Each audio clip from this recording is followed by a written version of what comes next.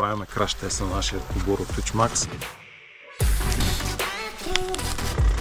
Здравейте! Ще направим краш тест на нашия кобур от Twitchmax. Проверим неговите граници за издръжливост. И накрая ще преминем с колата през него, за да видим ще се счупи ли. Сега ще направим огъване на кобура, за да видим неговите граници, колко ще издържи. Първо ще започнем с държача.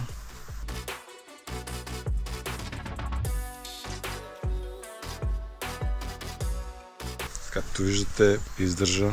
Преминаваме към основата, щипката и основата.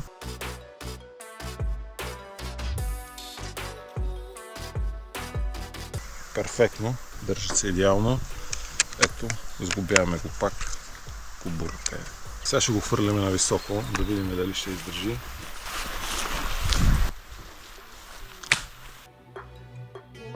Ето.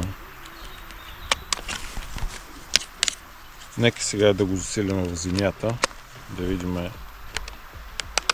ако падне все пак малко по-силно.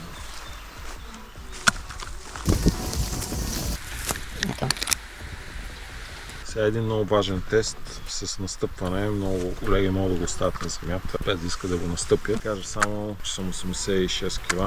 Да видим.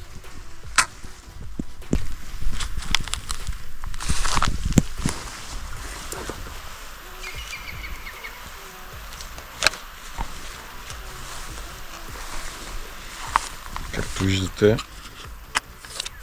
кобура оцеля. Така остана последният тест, който ще е най-екстремния. Ще преминем с колата през нашия кобур, да видим ще издържи ли според вас.